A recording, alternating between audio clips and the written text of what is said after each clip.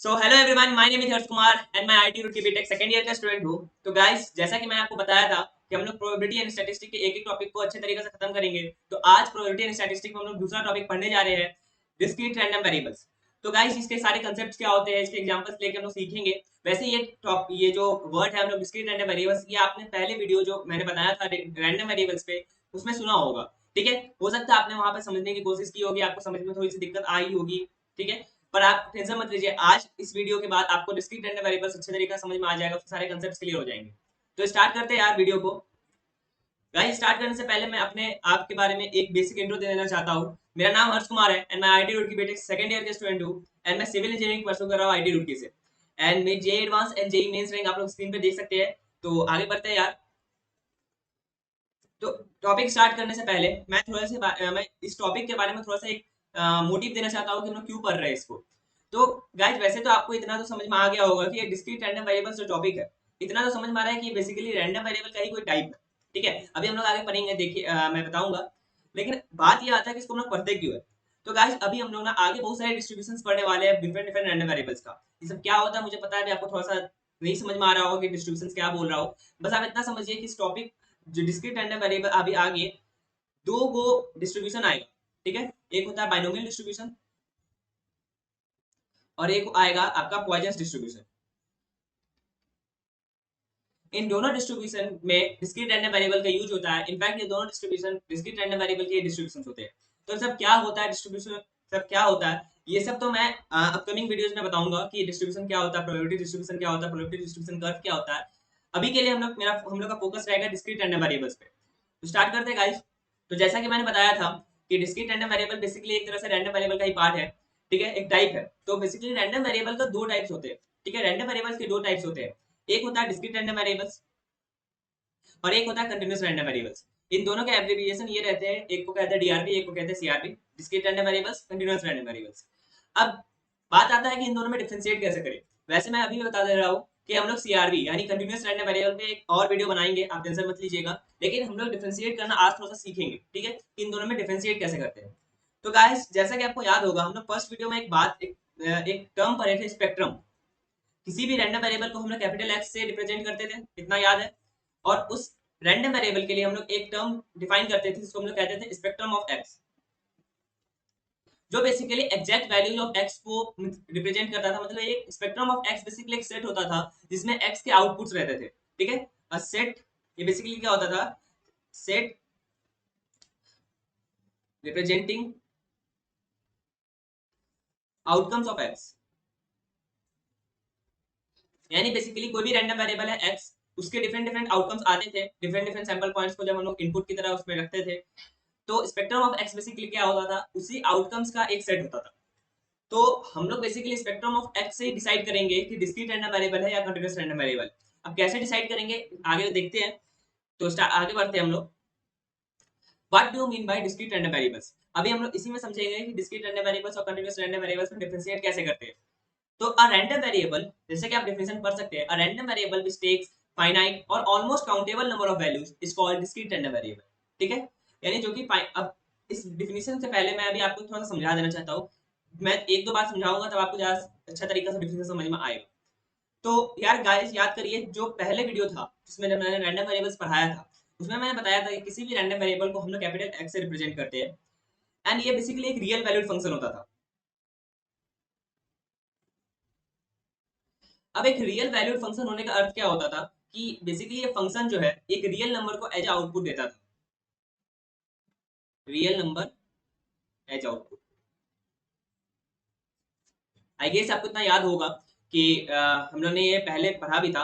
हम लोगों ने इसको एक्स से रिप्रेजेंट भी किया था कि किसी भी रैंडम वेरिएबल एक्स को, ठीक है, हम लोग एक्स से रिप्रेजेंट करते हैं, उसके अंदर कोई भी हम लोग सैंपल पॉइंट को एज ए इनपुट डालते हैं और उस सैंपल पॉइंट के करस्पॉन्डिंग जो भी रियल नंबर आ रहा होगा वो उसको आउटपुट की तरह देता था।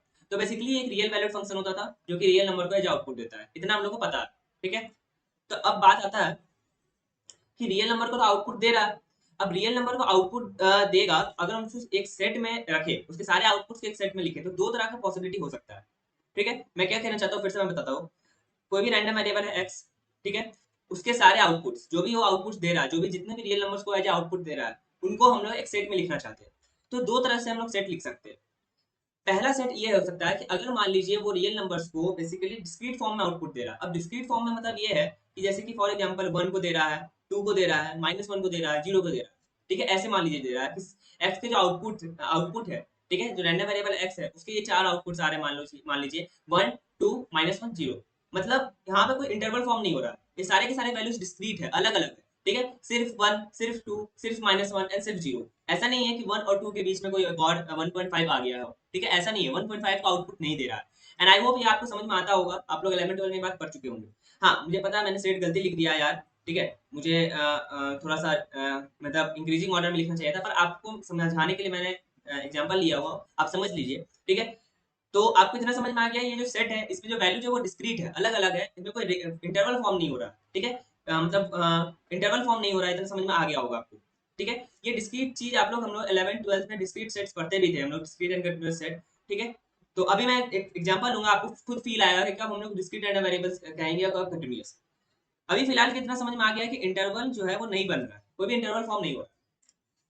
ठीक है, अब दूसरा तरीका क्या है आउटपुट को, दो ही तरीका है। एक्स जितने भी आउटपुट्स दे रहा है, एक्स के जो रियल नंबर जो आउटपुट की तरह आ रहे हैं, उसको हम लोग जब सेट में लिखेंगे तो दो ही तरह से लिख सकते हैं। आइदर वो एक डिस्क्रीट सेट होगा, जो मैंने पहले केस में कवर कर लिया। ठीक है, जब वैल्यूज आपकी डिस्क्रीट हो। आइदर वो कंटीन्यूअस सेट होगा। कंटीन्यूअस सेट कब कहेंगे, जब एक्स जो है कुछ ऐसा टाइप का आउटपुट दे रहा होगा कि मान लीजिए 2 से 4 के बीच में जितने भी रियल नंबर्स है सबको एज आउटपुट दे रहा है रियल नंबर, सॉरी, 2 से 4 के बीच में जितने भी रियल नंबर है सबको एज आउटपुट दे रहा है आपका रैंडम वेरिएबल एक्स। ठीक है, अब ये सेट अगर आप देखें तो ये कंटीन्यूअस सेट है। अब कंटीन्यूअस सेट का मतलब हो जाता है कि मतलब एक इंटरवल फॉर्म हो रहा हो, बेसिकली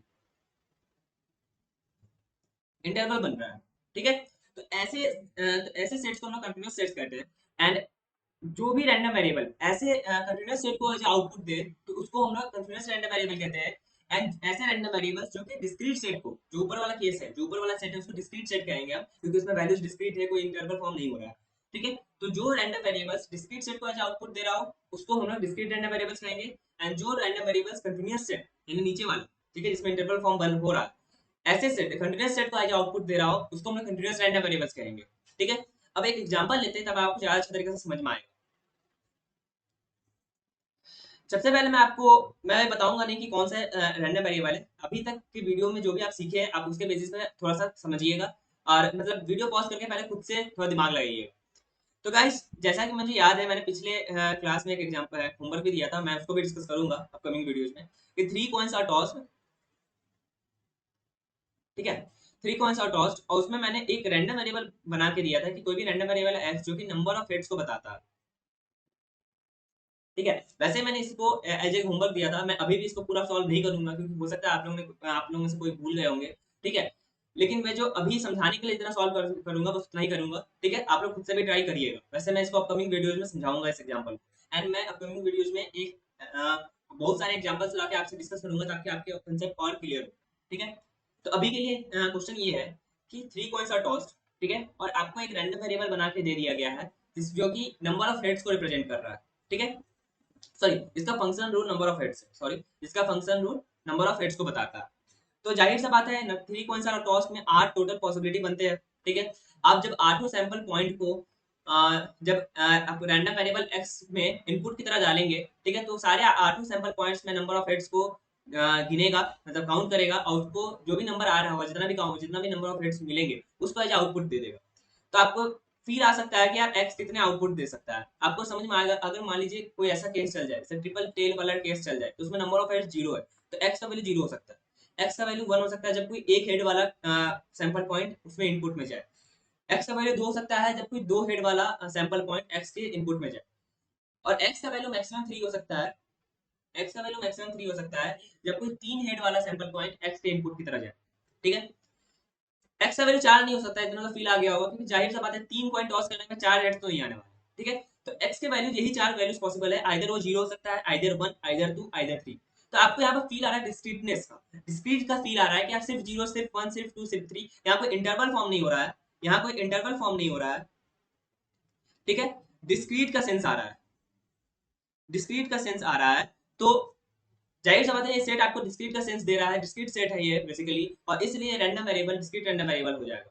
ठीक है, क्योंकि डिस्क्रीट रैंडम वेरिएबल क्यों हो गया, क्योंकि इसका जो आउटपुट है वो बेसिकली एक डिस्क्रीट सेट बना रहा है। अब एक एग्जांपल और लेते हैं। ठीक है, इसमें भी बताइएगा कैसा सेट है। ठीक है, एक एग्जांपल मान लीजिए मैंने लिया, एक वुड है, लकड़ी है, लकड़ी का टुकड़ा है, वो मान लीजिए 5 मीटर के करीब का है, लेट सपोज, ठीक है। मैंने पहले 1 मीटर में क्या किया, ठीक है, मैंने ग्रीन कलर कर दिया, ठीक है ना यार, ग्रीन कलर समझते हैं, ग्रीन से मैंने उसको रंग दिया। और फिर ये वैसे मान लीजिए 1 मीटर हो गया, ठीक है। अब मान लीजिए यहाँ पर कहीं 4 मीटर था, आपका रेफरेंस लाइन ये है, ठीक है ना, ये मैं बता दे रहा हूँ, आपका रेफरेंस लाइन ये है, आपका रेफरेंस लाइन लेफ्ट साइड है, और लेफ्ट साइड से लेकर के 1 मीटर तक आपने ग्रीन कलर किया, और फिर जब लेफ्ट साइड के रिस्पेक्ट में 1 मीटर से 4 मीटर तक आपने रेड कलर किया, यहाँ पर मान लीजिए रेड कलर किया। अब अगर मैं आपसे एक क्वेश्चन पूछूं, ठीक है, आपको मैं फिर से वही रैंडम वेरिएबल डिफाइन करके दूंगा, उसका एक फंक्शन रूल होगा, तो मैंने उसका फंक्शन रूल बताया कि position of point line in red region. अगर मैं आपको एक फंक्शन रूल, सॉरी, एक रैंडम वेरिएबल दूं x, जिसका फंक्शन रूल ये है कि वो बेसिकली रेड रीजन में लाई करने वाले पॉइंट्स का पोजीशन बता रहा है, ठीक है। तो आप x को कैसे लिख, x की जो आउटपुट है उसको कैसे लिखेगा? आपको तो फील आ रहा है यार कि 1 मीटर से लेकर के 4 मीटर तक सारे के सारे पॉइंट्स रेड को, रेड मतलब सारे के सारे पॉइंट्स रेड रीजन में लाई कर रहे हैं।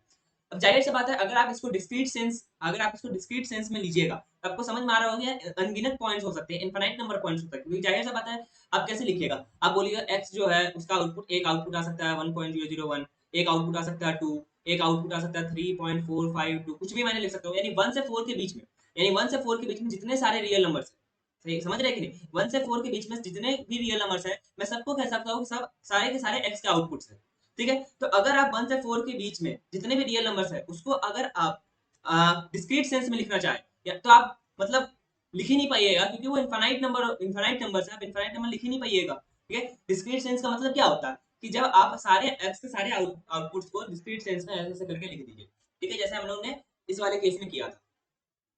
तो आपको फील आ रहा होगा यार कि जाहिर सा बात है, अगर मैं आपसे ये क्वेश्चन पूछूं कि रेड रीजन में लाई करने वाले पॉइंट्स का पोजीशन बताओ, तो आप इस सेंस में दे नहीं पाइएगा, क्योंकि आपको फील आ रहा है कि एक से लेकर के 4 के बीच में infinite number of real numbers हो सकते हैं, पॉसिबल हो सकते हैं, और सारे के सारे रियल नंबर कोई ना कोई पॉइंट को जरूर रिप्रेजेंट कर रहे होंगे जो कि रेड रीजन में लाई कर रहा है, इतना फील आ गया।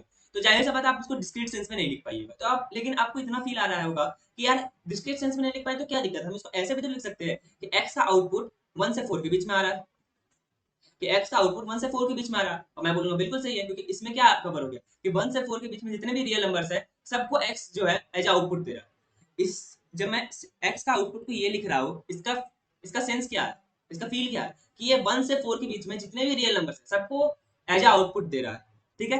तो अगर 1 से 4 के बीच में जितने भी रियल नंबर सबको एज आउटपुट दे रहा है, तो अगर आप देखें तो ये पूरा का पूरा रेड रीजन को कवर कर दिया, तो मेरा काम हो गया, हमको x का आउटपुट मिल गया, और x का आउटपुट मैं बोल दिया 1 से 4, 1 से 4 है, इंटरवल 1 से 4, तो जाहिर सी बात है यहाँ पे इंटरवल बन रहा है, और कंटिन्यूअस, एक कंटिन्यूटी का मतलब एक जाहिर सी बात है इंटरवल बन रहा है 1 से 4 के बीच में सारे के सारे रियल नंबर्स x का आउटपुट है, ठीक है। तो एक कंटिन्यूअस इंटरवल बन रहा है, एक कंटिन्यूअस का फील आ रहा है, ठीक है।